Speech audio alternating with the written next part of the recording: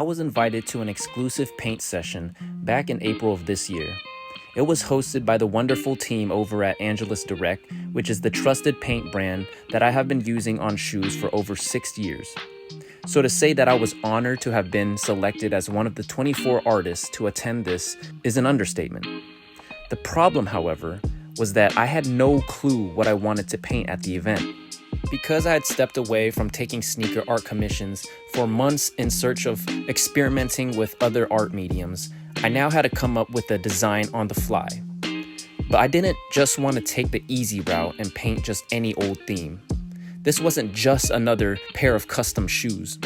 This was an opportunity to explore and push my creativity in search of my own signature style. I was adamant on coming up with my own original design. But days were passing, and I was running out of time. Turns out, coming up with original artwork isn't a walk in the park. So I decided to lay out a game plan. Since these were going to be shoes that I would end up wearing, I knew I wanted the design to be something versatile. Something that could easily be worn with most outfits.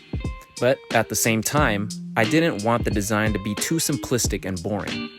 So my approach was to start with a 3-color palette: black, white, and another accent color. Simple and clean, yet adaptable and open to expression. Now that I had my color scheme locked, it was time to move on to the hard part, the actual design. I had to dig deep and ask myself, what things in life do I get inspired by? That's a loaded question, I know. But one of the first things that popped in my head was nature. The outdoors, plants and flowers, anything organic really, untouched by destructive tendencies of mankind. Okay, boom, flowers, an iconic theme of natural beauty that can be stylized in an infinite amount of ways. So, how can I paint flowers with my own twist? What else am I gravitated towards?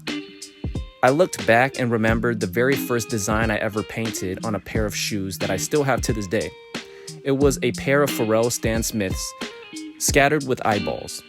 And that was it. A full circle moment. I knew I was going to combine eyes and flowers together, as they both have the ability to show great natural expressiveness in their own respects. Additionally, both of these are iconic symbols of beauty. One observes the world, the other is observed by it. And because I feel like red is my color, I opted to go with arguably one of the most famous flowers of all time, the rose. It would allow me to add other elements such as thorny vines that could wrap around the shoes, to give it that tension and contrast between the softness of the flowers and the harshness of the spikes. I wanted to give the thorns a metallic chrome effect, and so I ended up busting out my airbrush to give them that extra glow. I wanted to really emphasize the sharpness of the thorns the same way I portrayed the sharpness in the eyes, a stare that goes right through your soul. And that's why I called this design the piercing gaze. But what started as just an original design for a sneaker painting event turned out to be something much greater. Because I was so obsessed with not just the outcome of the shoes, but the whole concept of eyes on flowers, I later decided to start an entire series of paintings revolving around this theme. It will be called the Eye of the Beholder series. These shoes mark the first step of a new direction for Triple Threat. After a tireless journey in search of creating my own signature style, I can very much see this as one of them.